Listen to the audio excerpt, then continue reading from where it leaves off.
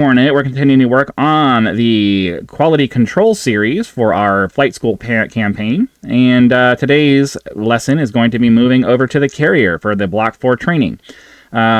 The mission for this should be relatively simple. The only condition for finishing this is actually landing on the carrier, so we shouldn't need too much setup or preamble.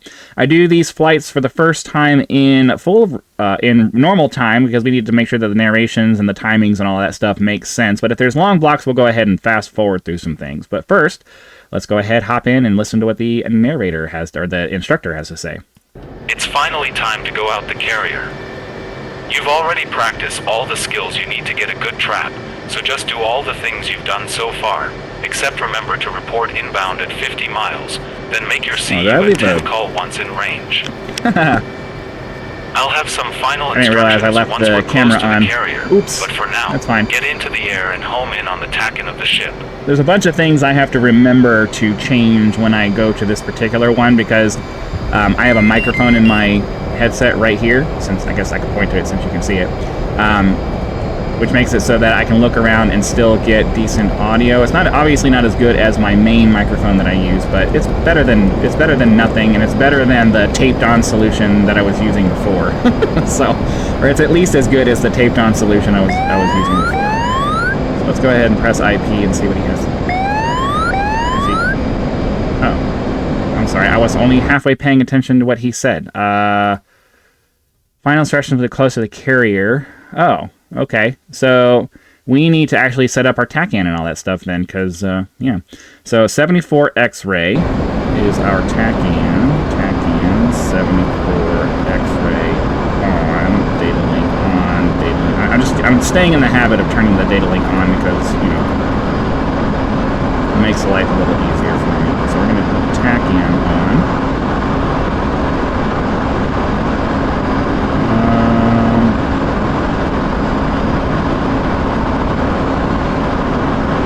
Should be able to see, should be able to have some kind of a data point.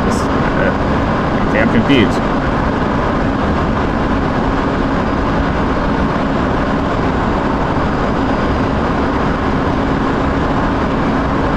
Did I write? Did I? TACAN 74 X-ray. That is our. Yeah, that is the stimulus TACAN. I don't believe that there's nothing in the way, so we should be getting some kind of a reading at this point. I'm not sure what's going on.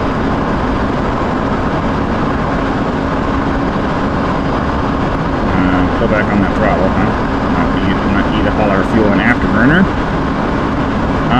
I'm a little slightly confused because there's no reason we shouldn't have the Stennis on our TACAN right now. The range for that is quite extensive, and there's no terrain in the way, so I guess we'll hop in the F10 menu and verify that it's out there. It should be. Should be out there. Yeah. It's over here. I feel like there's no reason we shouldn't be able to see it right now on the thing. I mean, I guess we can just set a heading of 270. I may need to move the carrier closer if that's the case, because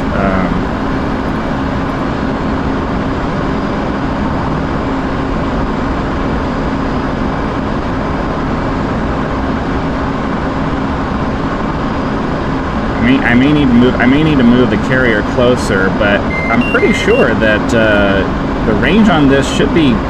Like, we were able to see the TACAN from other places all the way across the map before, from the other stations there, so maybe something got changed, and for whatever reason, the Stennis is not giving off a TACAN signal right now. We'll put it on the B-alt and the heading select, and we will fast forward some time here just to verify. Because we really should be getting the signal right now. We should have got it pretty much as soon as we took off. We probably should have been able to get it from the ground if we had set it there. So I'm confused as to what's happening here. F10 menu. I mean, yeah. Like, I believe, is that the, I don't think that's 50 miles. I mean, it's relatively close. So, I'm not sure what's going on here. We absolutely should be getting TACAN from this. TACAN is on. It's set to 74 X-ray.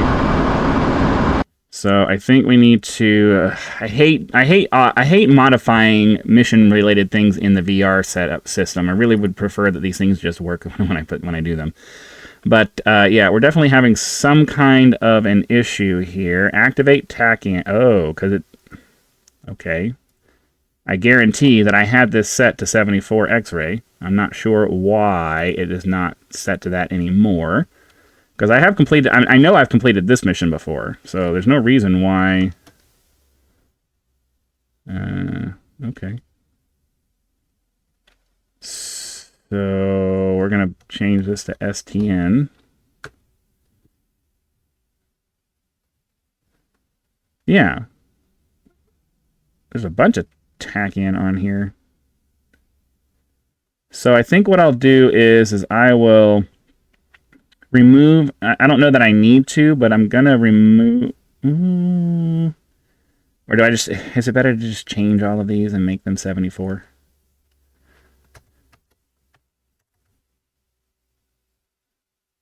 Wait, what, can you, thank you.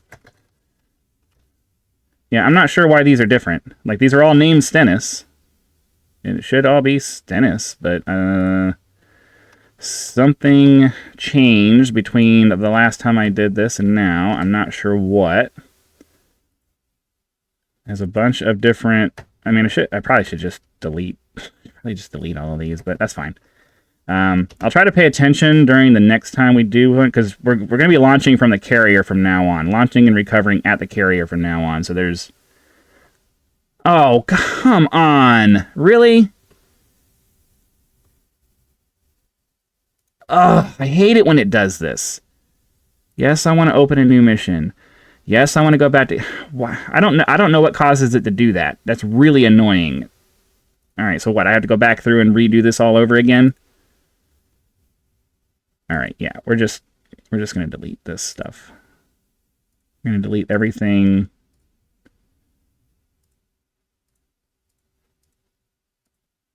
And we'll just have the one TACAN, because that's all we need. That's all we need. This is super annoying when the files that I had get adjusted. This is definitely not how I left it. Okay. What the...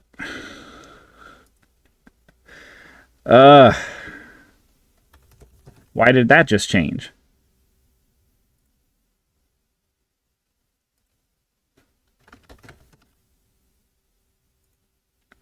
Okay, can we save now? Thank you. Alright, well, we'll try this again, and hopefully now we'll get TACAN information. Yes, I want to save my changes. Ugh. This right here is why development takes so long, because you do things, and you leave them, and then you come back to them later, and for whatever reason, they're different. I know for a fact that I had this all set up properly before because I was able to complete this mission when I did my initial round of testing. It's finally time to go out the carrier. It worked. It definitely worked. Now all of a sudden the information, the default information got changed. You've done so far, except remember to report inbound at 50 miles. Right, then make your CU and 10 call once in range. I'll have some final instructions once we're close to the carrier, but for now, get into the air and home in on the TACAN of the ship. Alright, throttle back, get our TACAN set up. 74 X-ray on. Get our HSI set up to that, and turn the TACAN on. Now we have TACAN information. How about that? It's amazing how things work. Okay, so can I couple straight? I think I can couple straight to the TACAN, right? Yeah. Alright, cool. So now we're going to be heading straight for the TACAN, which is exactly what we want. We're going to put this over to our checklist, just so it's ready to go. And then for this, we'll just put this on our SA page because, you know, you never know. Okay, 189 miles to the Stennis. I do think that it might make sense to go ahead and bring the carrier closer, but I will do that after this. Yeah, I'll do that after this. We do have time compression available to us, though, so we're going to go ahead. We'll continue climbing, and then we'll let the number come down. We'll go out to, say, 20-ish. That's probably pretty decent, and we'll get our B-alt set up. And then we'll just wait for the number to come down to 50, where we can report into the carrier and do all that stuff. Apparently, the instructor will begin speaking to us once we get within 50 miles of the carrier, so that's good. I will try to keep you entertained for the next minute-ish, or whatever it is that it's going to take us to get down to the range that we need to be. Doing plenty good on fuel. Alright, down to 90s, then we're in the 80s and the 70s. Yep. There will still be some fast forwarding after we do our initial report in, just to kind of make sure this doesn't take forever. Nobody wants to sit watching somebody do this for like 20 minutes. Okay, so ideally, the zone that I have a zone set up for this that's attached to the carrier out to a 50-mile radius. So ideally, once we get within 50 miles, the instructor is probably going to say something to us. We'll give it a minute just to make sure that the zone might not be working. This is why you test. I believe it was working before, but it does not appear to be working now. So we were within range. Let's go ahead and report inbound. I believe the instructor did tell us to to do all the reporting inbound stuff. Right? What did he say? You already had some practice, so do all the things, except remember to report inbound at 50 miles, and then make your CU at 10 call once in range. Once we're close to the carrier. So maybe it's only maybe you have the CU at 10. So let's get our BRC. You know what? We need to get our 1275. So 127500. Then we can make our call.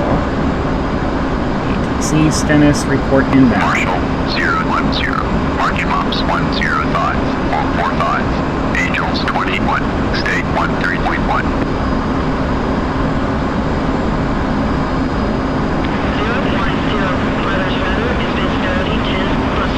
BRC 109.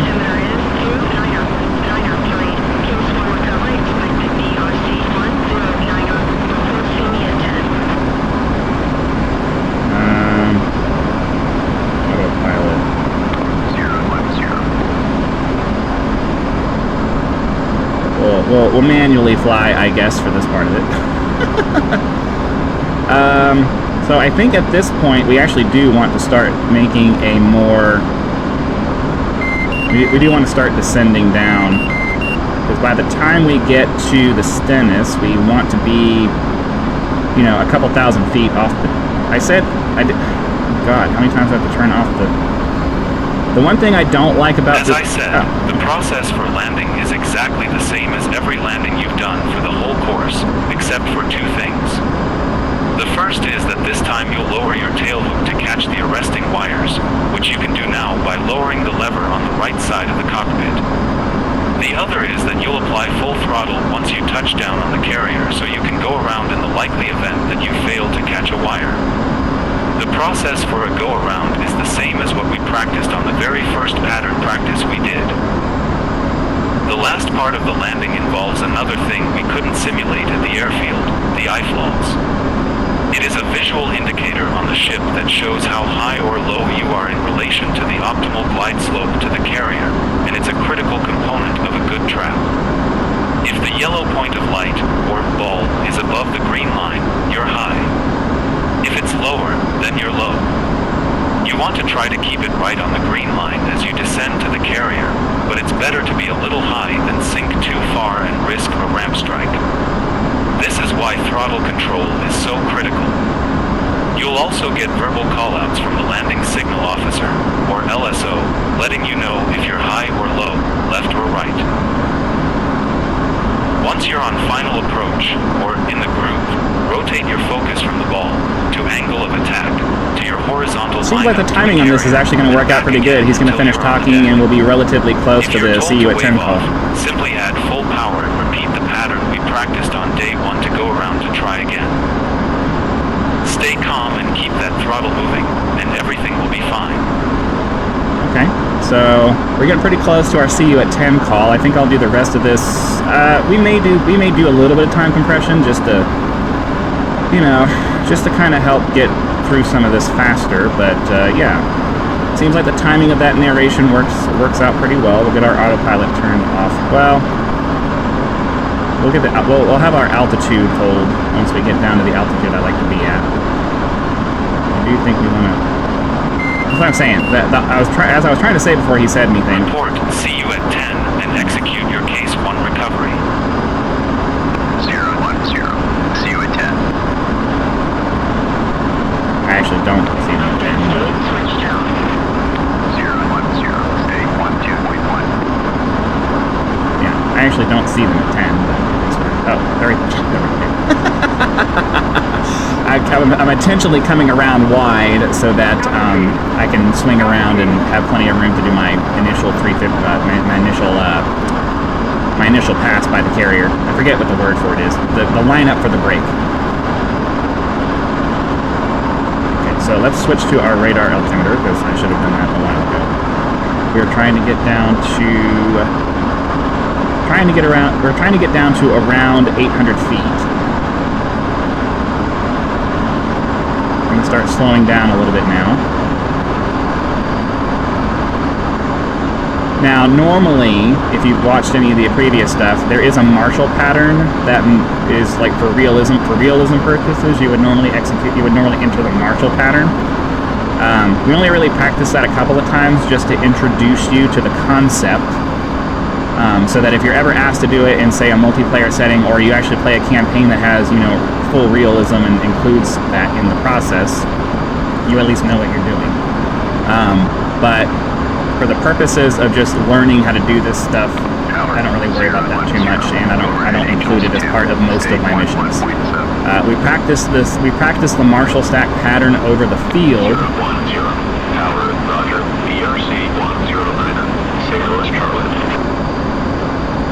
We're going to pull back on the throttle. I went way too wide. It's part of the reason is just because I'm not able to turn the resolution on my VR up very high, so everything looks very pixelated and blurry to me. So especially far away, it was hard to see where the carrier was. And then just the fact that I don't practice this very much. Like, I'm not going to claim that I'm an expert at this. I've said pretty much every time I do one of these videos, I'm making this campaign because I need it, not just because, you know, it'd be something that other people want. I need something like this to help me, you know, learn. Especially if I take a break, I need to be able to go back through the campaign and relearn everything. All right, so we are pretty close to. You verify that the deck is clear. We're pretty close to the numbers that we need to be at. Right around 800 feet, getting close to 350. Pull back on the throttle, left turn, start pulling back. 2.5 Gs-ish, if I can get up to that. I generally struggle with this part. By the time we're done, and the course has reversed, we want to be right around 600 feet. I generally do end up not pulling hard enough. I have a hard time finding that the correct amount of pull. Start pulling our landing gear and everything down. Alright. Wait for the E-bracket to show up and give us the information that we need. Keep the velocity vector at the horizon, bring the E-bracket down to the velocity vector. A little low, but we are relatively lined up where the carrier, we're a little close to the carrier too. We should be right around 1.5 miles. So I think my 2G turn is probably pretty reasonable. But yeah, we are relatively low. I'm going to add some power to hopefully get back up to 600 feet before we begin our turn. Hook is down, flaps and gear are down. Yeah, everything else is relatively automated. I'm going to go ahead and start my turn. Add some power when you start your turn so you don't sink too hard. We're going to wait for 90 degrees before we start looking at the carrier. Any pitch adjustments that you need to make are going to be done with your pitch trim. You will not move the stick. Okay, so now I'm Way overcorrected. We're going to start looking at the carrier here. A little slow. Ended up kind of screwing this up a little bit, but we'll try to get it working right. Yeah, we way overshot that. We're going to have to redo it. That was mean.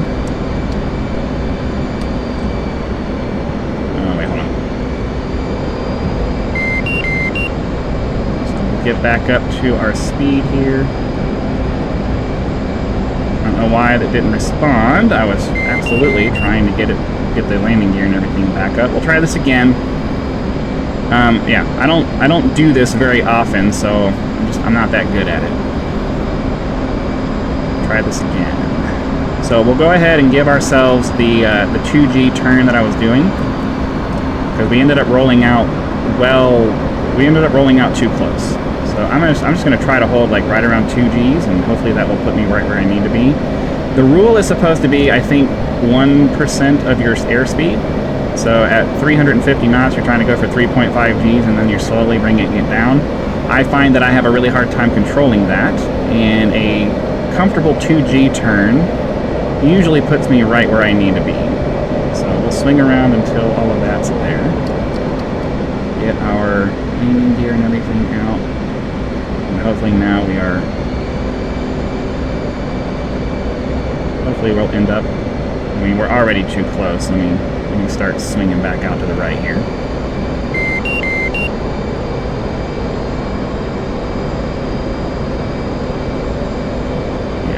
We're still pretty close, so I'm gonna stay angled, angled away from the carrier to hopefully give myself a little bit more room to make the turn, because I don't really want to do like a 45-degree turn. That's very difficult to control. I'm also probably going to give myself a little bit more time this time around, just so I have more available room to line up, because if you don't do this on a regular basis, you're going to struggle with it. Even people who have done this for a while are going to struggle getting everything set up the way it's supposed to be. So generally I find that if I move it more in the middle between 30 and but then you see our E brackets just going all over the place. So that's why 30 is kind of the number, because you really start losing lift. Now I'm really speeding up.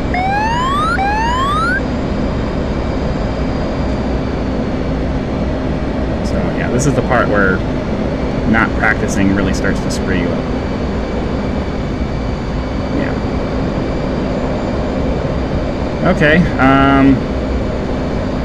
It's gonna be one of those episodes, I guess.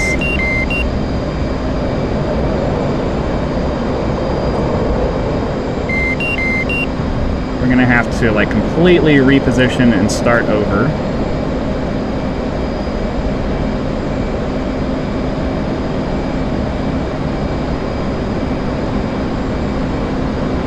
So yeah, a lot of it's just gonna be the fact that I don't practice this very much. Because, you know, I'm spending my time working on the campaign part of it, not actually flying the campaigns as you are supposed to. So there's always that. Try this again.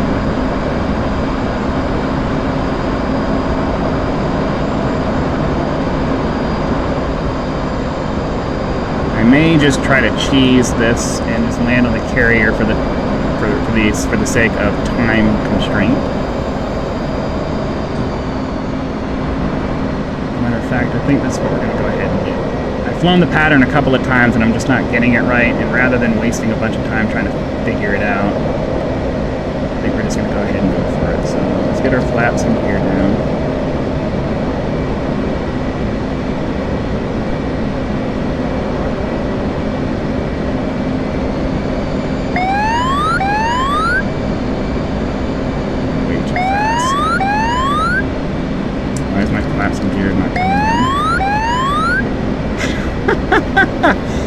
Okay, I pressed the button several times and it just did not respond, so we're just going to go ahead and swing around like this.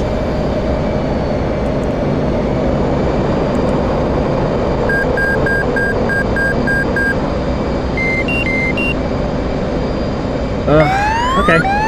No, like I said, I don't claim to be good at this. I'm certainly not good at this. I struggle with this really hard.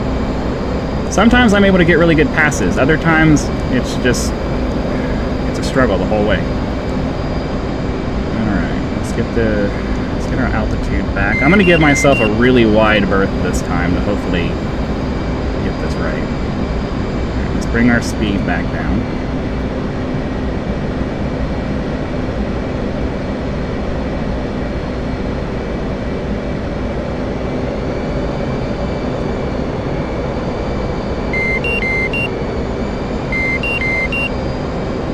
Okay, come on, up you go, up you go. Alright, we are well past the carrier. So obviously with practice you'll get much better at this. I will get much better at this. But yeah. I'm definitely making some kind of inputs and I'm too task saturated to realize what they are. But because when that E bracket starts sliding up, it means you're going too fast. So you're correcting in a way that makes it impossible to line up.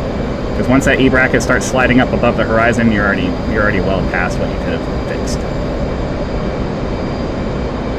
I think we might actually have a chance. Gears down, flaps are down. We may actually have a chance at this time.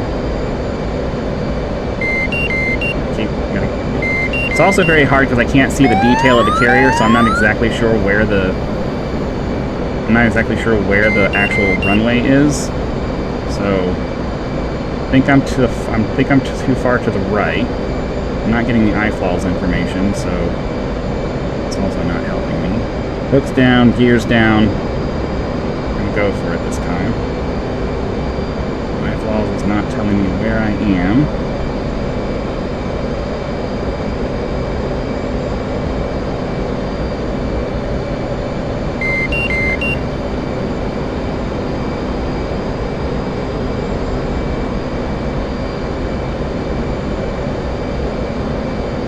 Supposed to be looking at meatball lineup angle of attack, but I'm not getting any. Oh yeah, we're way low. Okay.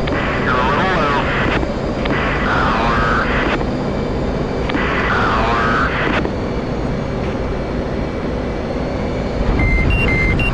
All right, full power. Come to a stop. Bring it to grade. Okay. I thought that there was a narrator thing. Okay, we landed a little hard, I guess. I thought there was a narrator thing that made it so that if we drop below a certain speed, he would start saying, "Hey, you landed, good job." We'll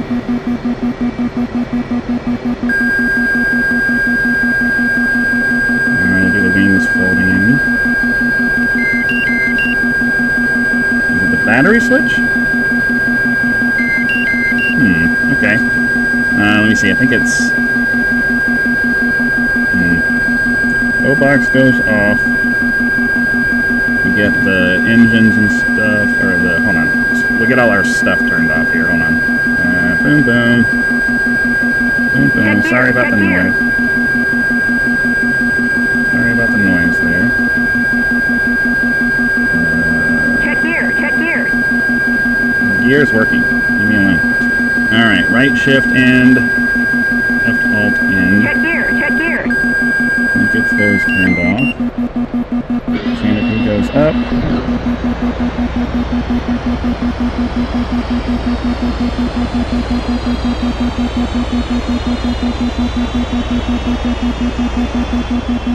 Up, okay. And then battery gets shut off. Okay, I don't remember what the trigger is for that. So we went through all of that for nothing. We'll go back and take a look at it, and then we'll just go ahead and be done for the day.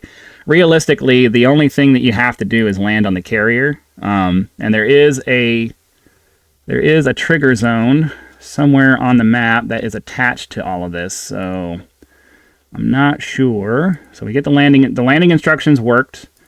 The see you at 10. Yeah, I'm pretty sure that worked. And then speed lower than... Oh, we never made it lower than... Well, I don't know. Yeah. So maybe the speed needs to be Like, how fast is the Stennis going?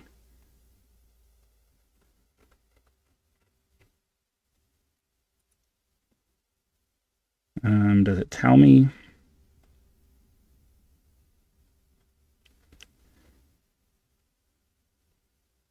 So I need to make sure that the speed I pick makes sense for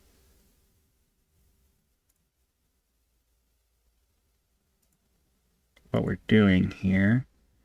Yeah, average speed 27 knots. I mean, anything less than 50 should really be enough.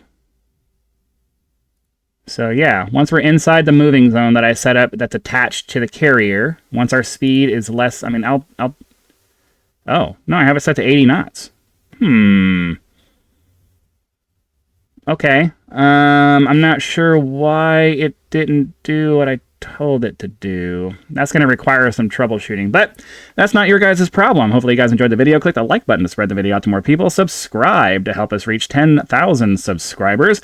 You can join as a member for early access to videos, among other perks, or you can just leave YouTube's version of a tip if you'd like to support the channel with that thanks button. Again, thank you very much for watching this episode of the Quality Control Series for the F-18 Flight School that we're working on. Be sure to come back for the next lesson, which will be... yes, I want to do that. Which will be, carrier quals, which is going to be practicing the landing on the carrier. So, there's that. All right, so be sure to come back for that, and I'll see you then.